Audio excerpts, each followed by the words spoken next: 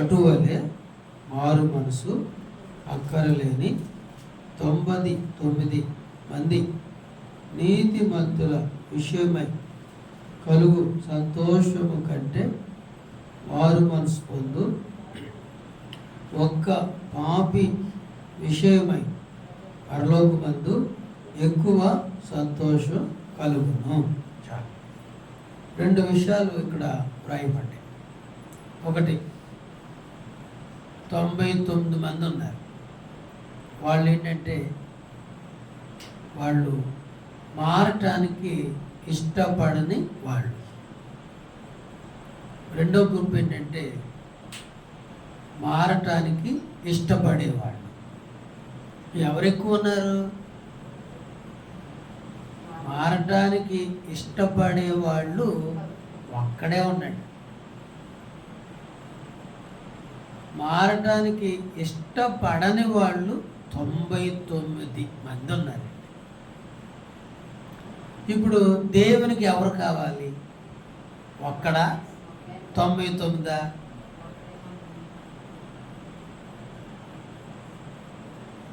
మారే వ్యక్తే దేవునికి కావాలి. ఒక్కడైనా, 99 అయినా, 50 అయినా, 20 అయినా, 30 అయినా, దేవుడు ఎవరికి కావాలంటే మారే వ్యక్తి దేవునికి కావాలి. మారే వ్యక్తి వలన దేవుడు సంతోషపడతాడు. మారని వ్యక్తుల వలన దేవునికి సంతోషం లేదు. అది మీరు కూడా ఏం కోరుకోవాలి? వాక్యం వినే కొలది మారటానికే ఇష్టపడాలి. అసలు ఎందుకు మారాలి? నేను ఎందుకు మారాలి అంటే మనలో ఉన్నటువంటి చెడు లక్షణాలు, పాపపు లక్షణాలు మనకు మేలు చేయవు. మేలు చేయవు. ఆరోగ్యం ఇవ్వవు, ఆయుష్ను కూడా ఇవ్వవు, నిద్ర ఇవ్వదు. మొన్న ఒక ఆమంటుంది, నిద్ర మాత్రలు వేసుకుంటేనే తప్ప నిద్ర నాకు రావటం లేదు అని చెప్పారు. అంటే లోకంలో నిద్ర పట్టని వాళ్ళు కూడా ఉన్నారని మీరు అర్థం చేసుకోవాలి. ఎందుకు మారాలి అంటే మన రోగాలు పోవాలంటే మనం మారాలి. మన కష్టాలు పోవాలి అంటే మనం మారాలి. మనకున్నటువంటి ఇరుకులు, ఇబ్బందులు పోవాలి అంటే మనం మారాలి. ఎలా మారుతాం? మనం మారలేం. దేవుడే మనల్ని మారుస్తాడు. హల్లెలూయా, హల్లెలూయా. దేవుడే మనలను మారుస్తాడు. ఎలా మారుస్తాడు? మనం చేయాల్సింది ప్రార్థన. ఎలా ప్రార్థన చేయాలి? ప్రభువా, ఇదిగో నాలో ఇలాంటి చెడుతనము ఉన్నది, ఇది నాకు కీడు చేస్తుంది, దీన్ని వదులుకోవాలంటే నా వల్ల కావటం లేదు, నాకు సహాయం చేయండి అని నువ్వు తరచు ప్రార్థన చెయ్యాలి. క్షమించయ్యా, నన్ను క్షమించయ్యా అని ప్రార్థన చెయ్యాలి. అప్పుడు దేవుడు తప్పనిసరిగా ఏం చేస్తాడు? క్షమిస్తాడు. నీ దగ్గర ఉన్నటువంటి ఆ చెడు నుండి విడిపిస్తాడు. అది కాబట్టి ఎక్కువ మంది క్రైస్తవులు మారిన వాళ్ళే ఉన్నారు. ప్రార్థన చేసుకుంటున్నారు కానీ, గుళ్ళకి వెళ్తున్నారు కానీ, దేవుల్లో సాగుతున్నట్లుగా ఉంటున్నారు కానీ, ఎలా ఉంటున్నారంటే మామూలుగానే తప్పులు చేసుకుంటూనే, చెడుతనం చేస్తూనే, సినిమాలు చూసుకుంటానే, అబద్ధాలు ఆడుకుంటానే, బూతులు ఆడుకుంటానే, దొంగతనాలు చేసుకుంటానే ప్రార్థన చేసుకుంటున్నారు, బలలో చేస్తున్నారు, గుడికి వెళ్తున్నారు, గుడికి డబ్బులు ఇస్తున్నారు, ఫ్యాన్ ఇస్తున్నారు, ఏంటేంటేంటో ఇస్తున్నారు. అది మారకుండా చేసే భక్తి. కానీ మారటం వలనే మన జీవితాల్లో గొప్ప ఆశీర్వాదం చూడగలుగుతాం. మార్పు చెందాలి. మార్పు చెందటం వలన దేవుని ఆశీర్వాదం చూస్తూ ఉంటాం. బైబిల్లో మరి సమరయ స్త్రీ ఉంది. ఆమె ఏం చేసింది? లోకంలో ఉన్నప్పుడు ఏం చేసిందామా? ఒక చెడ్డ మార్గంలో వెళ్తూ ఉంది. చెడ్డ మార్గంలో ఉంది. అప్పటికి అది పాపమని ఆమెకి తెలియపోవచ్చు. బతకటం కోసం, బ్రతుకు తెరువు కోసం ఆ పని చేసుకుంటున్నారు. కానీ ఆ పని చేసుకుంటుంది, కానీ దానిలో కూడా తృప్తి లేదు.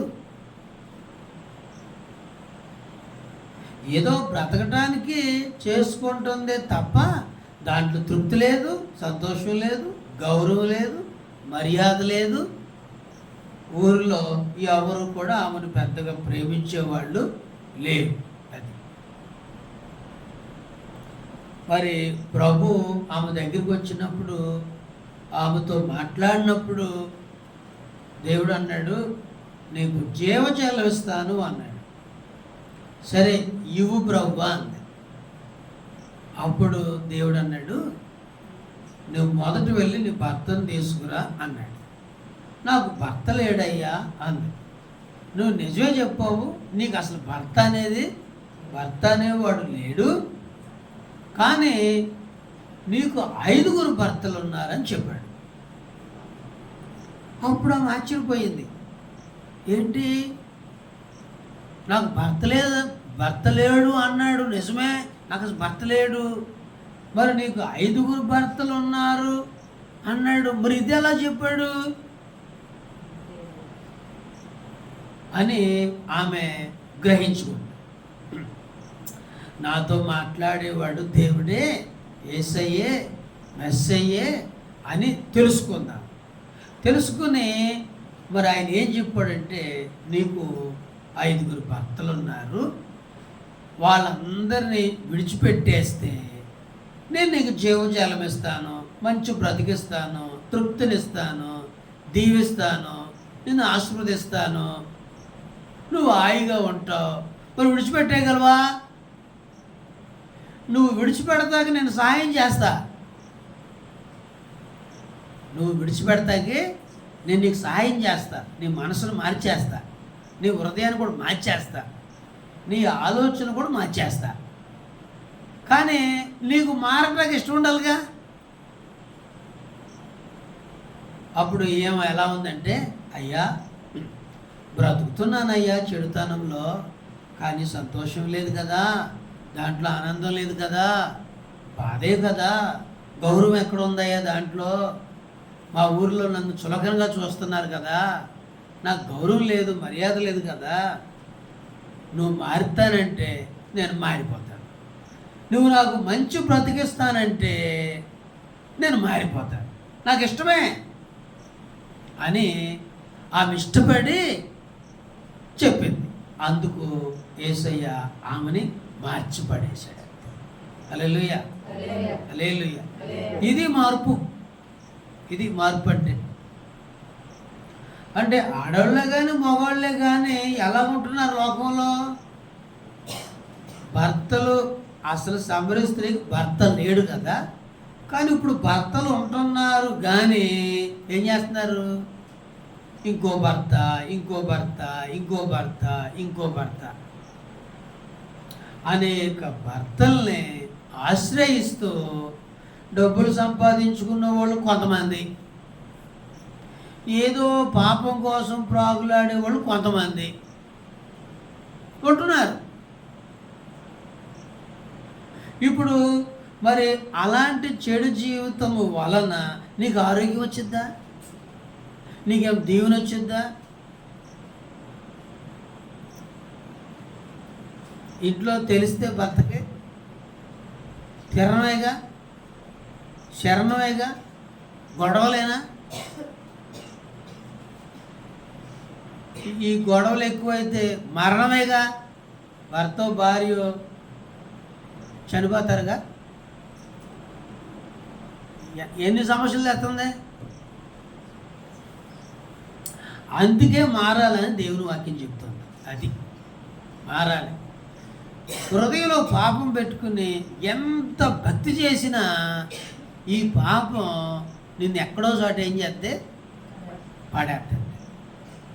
అమ్మో ఏమా ఎంత భక్తి చేసింది కదా, మరి ఇలాంటి పాడు పని చేసింది ఏంటి, ఇలాగైపోయింది ఏంటి అని ఊరోళ్ళందరూ అనుకుంటారు.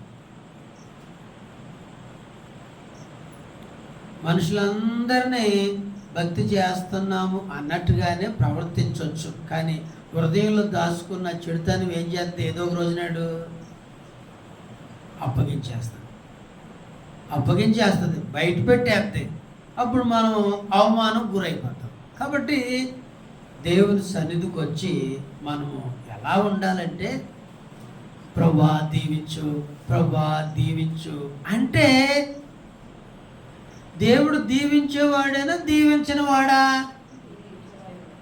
దీవించేవాడే. ప్రభా నన్ను స్వస్థపరచు, ప్రభా నన్ను స్వస్థపరచు అని అడుగుతాము. స్వస్థపరిచేవాడేనా స్వస్థపరచని వాడా? స్వస్థపరిచేవాడే. అయ్యా సహాయం చెయ్యయ్యా, నాకు సహాయం చెయ్యయ్యా అని మనం అడుగుతాం. సహాయం చేసేవాడేనా సహాయం చేయని వాడా? సహాయం చేసేవాడే. మరి సహాయం చేసేవాడే, దీవించేవాడే, స్వస్థపరిచేవాడే మనం అడుగుతూ ఉంటాం కదా. అది కాదు మనం అడగాల్సింది. ఏమనాలంటే ప్రభా నువ్వు దీవించే దేవుడివే కానీ నా లోపాల వల్లనే కదా నువ్వు దీవించలేకపోతున్నావు, నా లోపాల వల్లనే కదా నువ్వు నాకు ఆరోగ్యం ఇవ్వలేకపోతున్నావు, నా లోపాల వల్లనే కదా నువ్వు సహాయం చేయలేకపోతున్నావు.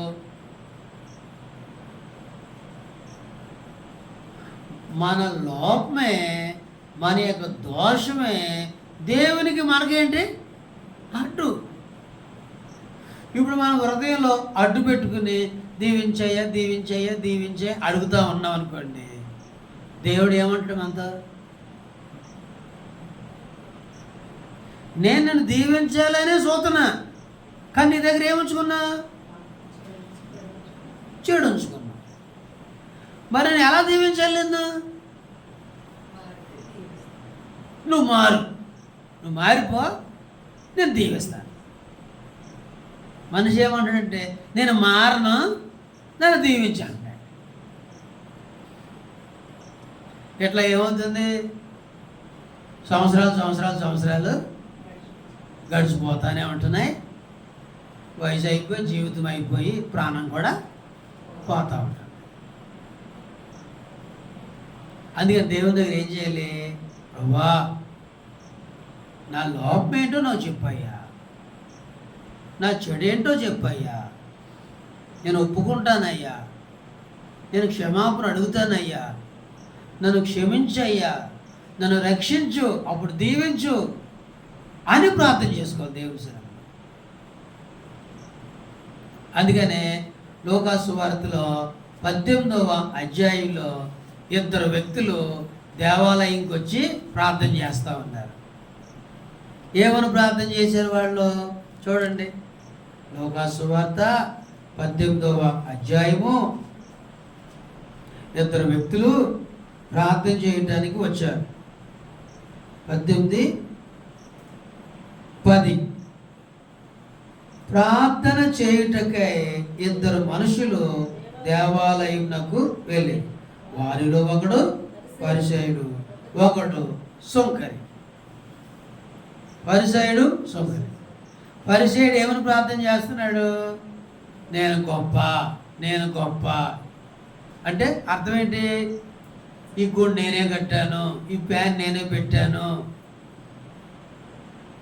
ఈ మందిరం నేనే కట్టాను, నేను లేకపోతే వీళ్ళకి మందిరం ఉండేది కాదు,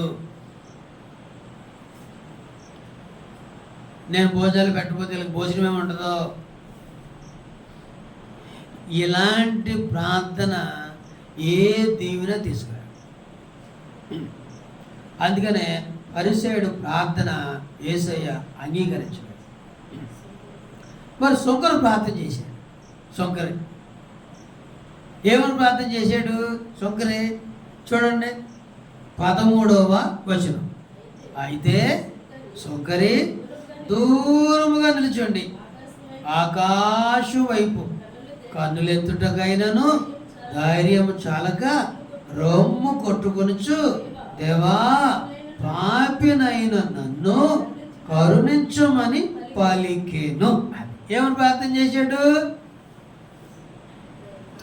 పాపినైన నన్ను కరుణించవా అన్నాడు.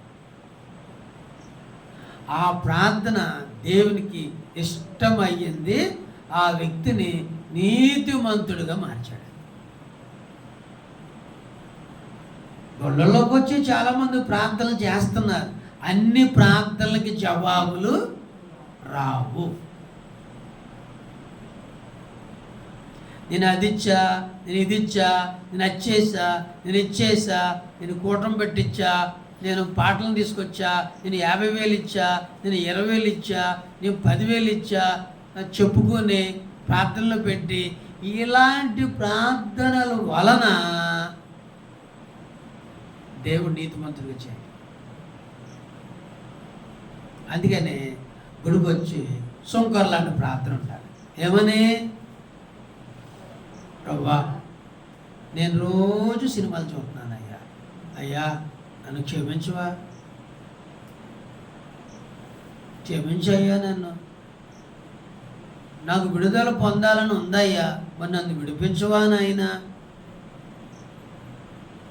అయ్యా నాకు నోరు తెరిస్తే బూతు మాటలు వచ్చేస్తున్నాను ఆయన, అయ్యా మరి నా బూతు మాటలు నుండి విడిపించవా, నన్ను మార్చవా, నన్ను క్షమించవా. అయ్యా నాటుకులంటే పిచ్చయ్యా, మానలేకపోతున్నానయ్యా, మానిపించయ్యా, క్షమించయ్యా, విడిపించయ్యా. ఇలా ప్రార్థన చేస్తామా? మన ప్రార్థనలు ఇవన్నీ వస్తాయా? అయ్యా ఈరోజు మా ఆయనకి అన్నం పెట్టలేదయ్యా, ప్రార్థనకు వచ్చి కూర్చున్నానయ్యా, ఇది ఎక్కడ పాపమయ్యా, క్షమించువా నన్ను. అయ్యా నాకు కోపమయ్యా, క్షమించువా. నేను తిట్టుబోతోడిని, నన్ను క్షమించవా, నన్ను రక్షించవా. మా ఆయన మంచినీళ్ళు ఇవ్వమంటే ఇవ్వనయ్యా, గర్విష్ఠుదాన్నయ్యా, ఎంత గర్వనయ్యా నాకు. అసలు ఇలాంటి ప్రార్థనలు చేస్తారా? హల్లెలూయా స్తోత్రం అని ఇలా అరవమంటూ అరిసి కేకలేస్తున్నారు స్టేజ్ల మీద. వాటికి ఉపయోగం లేదు. దేవా నేను పాపంలో ఉన్నాను అని రోజు మన జీవితాలు జీవిస్తూ ఉంటాం కదా, మనకు తెలిసిపోతాయి కదా. తెలుస్తాయి తెలివా? తెలిసిపోతాయి. చూడండి ఇక్కడ సామెతలు 28వ అధ్యాయము 10వ వచనం చూడండి. 28:10 సామెతలు 28:10 చాలా మంచి మాట ఇది, మనకు బాగా తెలిసిన వాక్యమే. 28:13 సామెతలు చూడండి.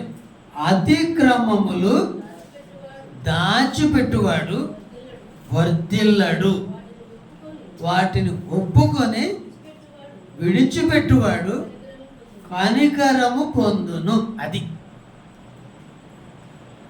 దేవుని కనికరం మనకి ఎలా వచ్చింది? దేవుడు దయ మన మీదకి ఎలా వచ్చింది?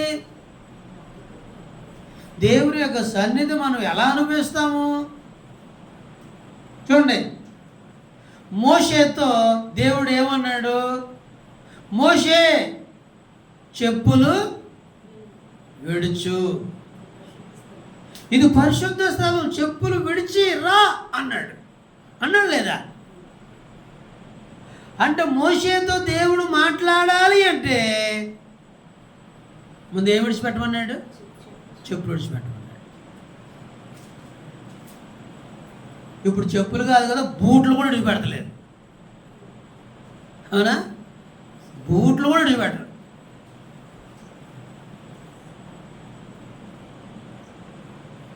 అందుకే దేవుడు వాళ్ళతో మాట్లాడటం. కాబట్టి ఇక్కడ ఏం చదువుకున్నాం? అతిక్రమములు దాచిపెట్టేవాడు. ఇది ఒక పాయింట్, దాచిపెట్టడం. సరే, నువ్వు దాచుకున్నావు అనుకో, మేలా కీడా? మేలా కీడా? దాచుకున్నాం, ఎవరికి తెలియదు, దాచుకుంటా ఉన్నాం, పెట్టిలో పెట్టి దాచుకుంటా ఉన్నాం. అప్పుడు పెట్టి తీస్తున్నాం, చూసుకుంటాం, పెట్టేసేస్తున్నాం, దాచుకుంటూ ఉన్నాం. దాచుకోవటం వల్ల ఏం కలుగుద్ది? దాచుకున్న పాపాల వలన నీకు శాపం వస్తుంది, నీకు నష్టాలు వస్తాయి, నీ భర్తకు నష్టం వచ్చింది, నీ పిల్లలకు నష్టాలు వస్తాయి. ఎందుకంటే నువ్వు ఎవరికి తెలియకుండా దాచుకుంటున్నావు. అందుకని దేవుడు ఏమంటున్నాడు? నువ్వు దాచుకోవద్దు, ఏం చెయ్యి? ఒప్పుకో. నువ్వు దాచుకోవద్దు, ఒప్పుకో. ఒప్పుకో, ఒప్పుకొని విడిచిపెట్టేసే. నువ్వు ఒప్పుకుంటే విడిచిపెట్టడానికి దేవుడే సాయం చేస్తాడు. అయ్యా,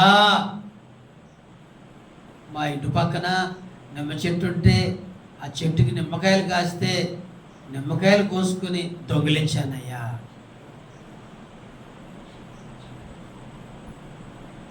ఏం చేయాలి? ఇప్పుడు మనం మనుషులమా కోతులమా? మనుషులమే కదా. ఏం చేస్తుంటాం? మనం ఏం చేస్తుంటాం? మనకు ఆశలు, కోరికలు ఉంటాయి కదా, ఉంటాయా? కాబట్టి మన కంటికి ఏదైనా కనపడ్డాను కూడా ఏం చేద్దాం? పాప స్వభావం బయటకు వచ్చేద్ది. మరి చేసేస్తూ ఉంటుంటాం. మరి చేసేసి దాచేసుకొని వదిలేసామనుకోండి, ఏం చేస్తాయి? అవన్నీ ఏం చేస్తాయి? సీకేసిన టెంకాయలు, ఇప్పుడు తాటికాయ బాగా సీకేసాం, ఆ టెంకాయ పడేసాం, వర్షాకాలంలో ఏమొచ్చింది? మొక్క వచ్చేద్దాయి. వచ్చిందా రాదా? మామిడికాయలు బాగా తినేసి సీకేసాం, ఆ టెంకాయలు అక్కడ పడేసాం, వర్షాకాలం ఏమొచ్చేద్ది? మామిడికాయ మొక్క వచ్చిందా? వచ్చేద్ది. మరి మనం ఆడే అబద్ధం మొక్క రాదా? మనం దొంగిలించామే, నిమ్మకాయలు దొంగిలించామే, మరి ఆ విత్తనం మొక్క రాదా? వచ్చింది.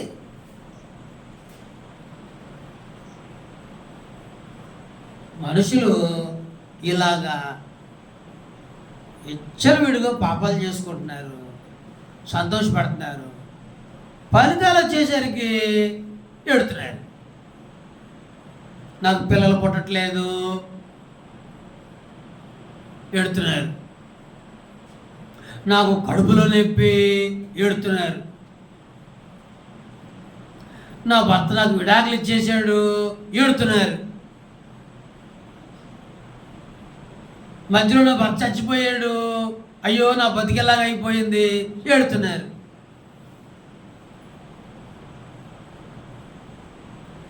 ఎన్ని ఏడుపులు ఉన్నాయి, ఎన్ని సమస్యలు ఉన్నాయి లోకంలో. నాకు పిల్లలు పుట్టరన్నారు, అమ్మా అసలు నీకు పిల్లలు పుట్టరమ్మా, అయ్యా నీకు కూడా పిల్లలు పుట్టే అవకాశం లేదు. సమస్య, ఒంట్లో సమస్య. మరి పాపాలు చేసేటప్పుడు సంతోషమా దుఃఖమా? చెడ్డ తిరిగినప్పుడు పార్కులు అంట, లాడ్జింగ్లు అంట, కాలేజీలు అంట, స్కూళ్ళు అంట తిరిగినవన్నీ కూడా సంతోషమా దుఃఖమా? సంతోషం. ఇప్పుడు పెళ్ళి అయిపోయినాక అసలు నీకు పిల్లలు పుట్టరు అంటే ఏడుపా ఆనందమా?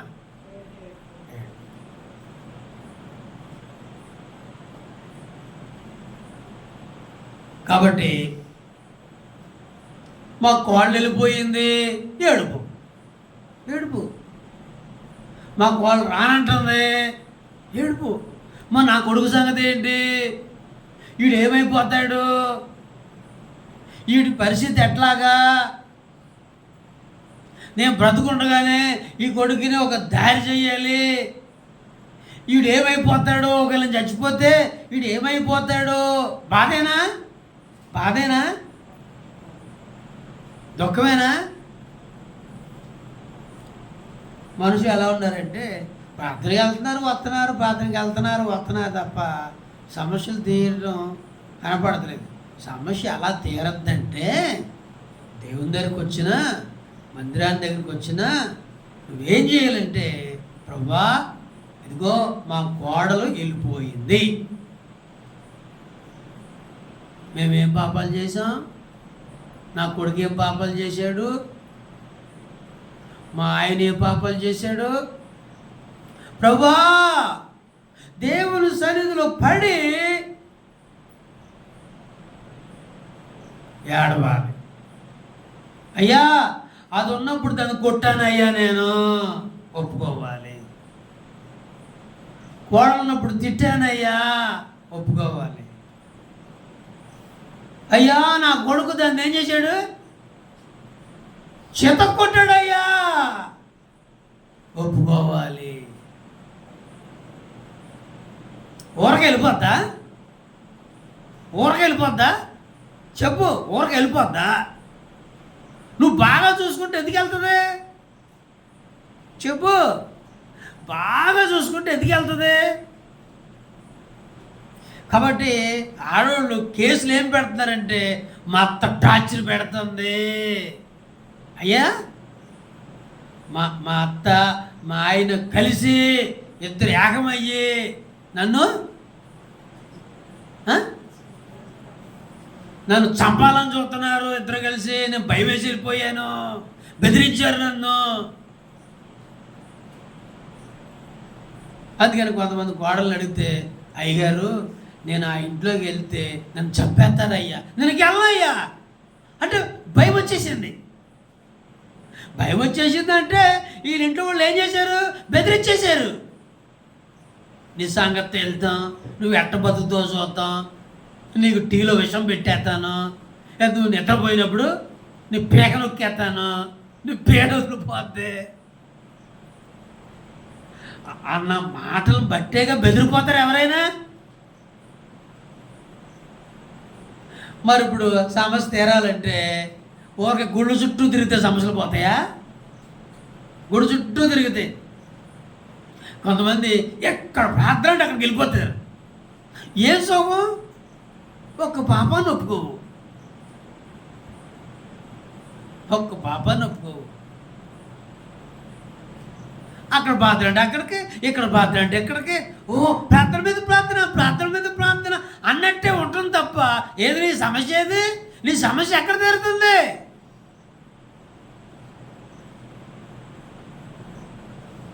అక్కడ పాత్ర అంటే అక్కడికి వెళ్ళి బూతులు వస్తున్నాం, ఇక్కడ పాత్ర అంటే ఎక్కడికి వెళ్ళి పులిహోర తెచ్చుకుంటాం, అక్కడ పాత్ర అంటే కేక్ తెచ్చుకుంటాం, ఇక్కడ పాత్ర అంటే బిర్యానీ తెచ్చుకుంటాం. పాపం ఒప్పుకుంటావా?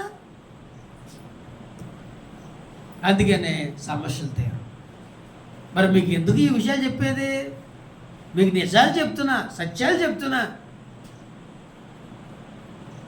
కాబట్టి అత్తగారు దేవుని సందులో కూర్చొని, అయ్యా నా వల్లేనయ్యా ఆ అమ్మాయి వెళ్ళిపోయింది, నా కొడుకు వల్లేనయ్యా వెళ్ళిపోయింది, మేము కూడా తిట్టామయ్యా, కొట్టామయ్యా, బెదిరించామయ్యా, భయపెట్టామయ్యా, బాధ పెట్టామయ్యా, ఆ పిల్ల కూడా తిక్కలే, కానీ మేము కూడా ఏం చేసాము, మేము కూడా తప్పులు చేసామయ్యా, ఆ అమ్మాయి మీద లేనిపోయిన నిందలేసామయ్యా, బాధ కలిగించే మాటలు రోజు అన్నామయ్యా, ఆమెనే క్షమించయ్యా క్షమించయ్యా అని అత్తగారు దేవుని సందులో కూర్చొని పశ్చాత్తాపడి ఒప్పుకొని సరి చేసుకుని యేసే రక్తంలో కడుక్కుంటూ ఉంటే దేవుడు కార్యం చేయడా? చేస్తాడు. కానీ అత్తలు వచ్చి పశ్చాత్తాపడతారా? పడతారా? పడరు. ప్రార్థన చేస్తారా? తిరుగుతారు.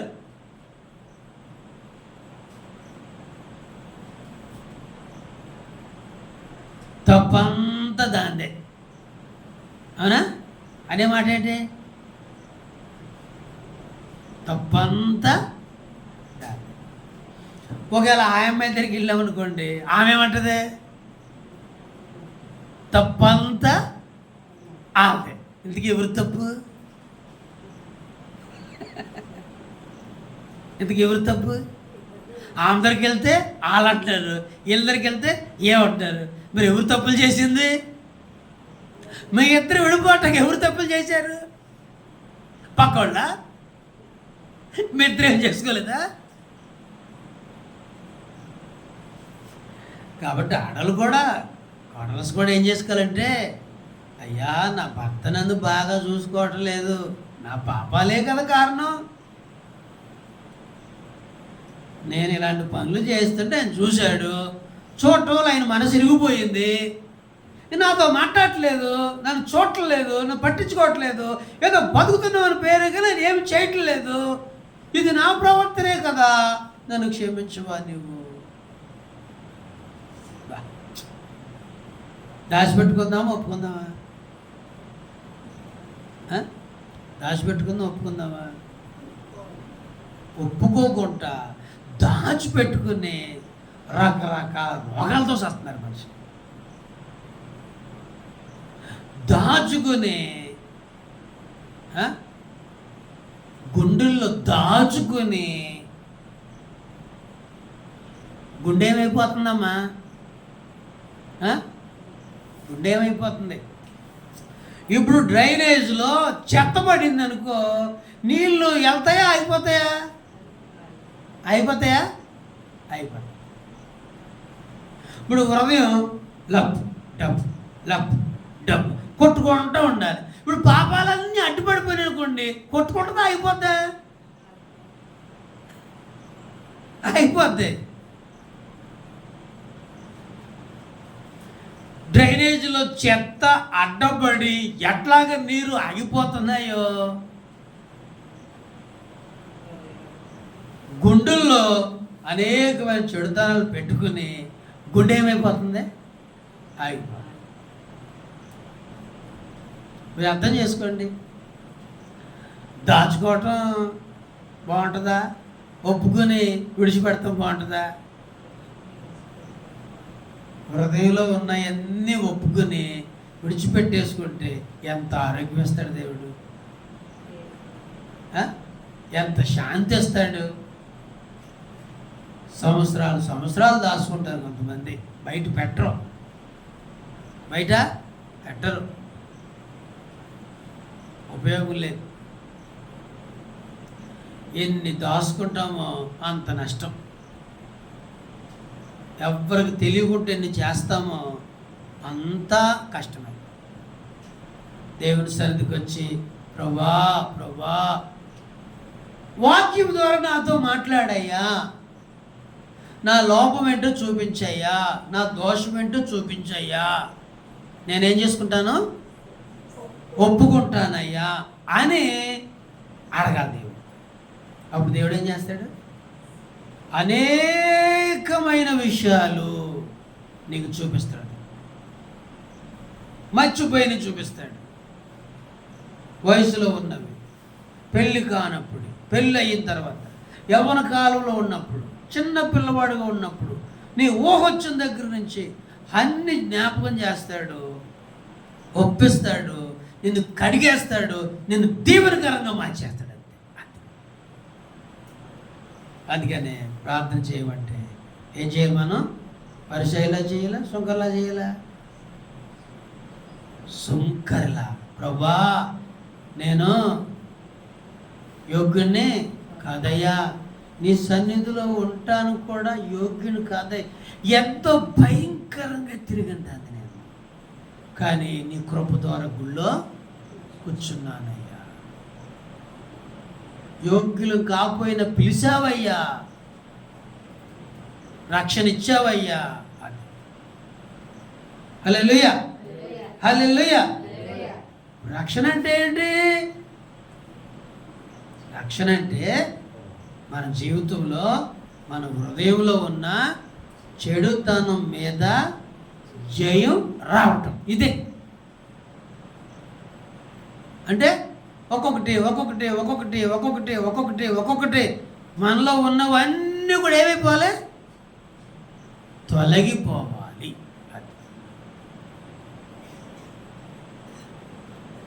మారిన జీవితం దుఃఖంగా ఉంటుంది, మారిన జీవితాలు సంతోషంగా మారిపోతారండి. వాళ్ళ జీవితమే ఆనందంగా మారిపోతుంది. వాళ్ళకి దీర్ఘాయుష్ వచ్చింది, వాళ్ళకి ఆరోగ్యం వచ్చింది, వాళ్ళల్లో బలహీనతలు తొలగిపోతాయి. మారే కొలది ప్రతి కష్టము, శ్రమ, దుష్టత్వం పోయే కొలది బలహీనతలు, శాపాలు తొలగిపోతూ ఉంటుంటాయి. దాచుకునే కొలది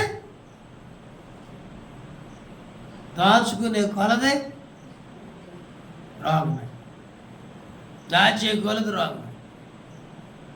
అందుకని దేవుని సన్నిధికి వచ్చి చక్కగా కూర్చుని, ప్రభా నన్ను క్షమించాయ్యా. సిగ్గుపడకూడదు, భయపడకూడదు. నువ్వు క్షమించబడ్డావనుకో నీకు ఎంత ఆశీర్వాదం, నువ్వు రక్షించబడ్డావనుకో నీకు ఎంత ఆశీర్వాదం. ఆ దోషం పోద్ది, ఆ పాపం పోద్ది, దాంతో మొత్తం పోయి ఒక కొత్త వ్యక్తిగా నువ్వు జీవిస్తావు. ప్రార్థన చేసుకుంటావు, మోకరించి కళ్ళు మూసుకుని దేవుని సన్నిధిలో ఇప్పుడు ప్రార్థన చేద్దాం. ఇందాక ప్రార్థన చేయని వాళ్ళు ఇప్పుడు ప్రార్థన చేయండి.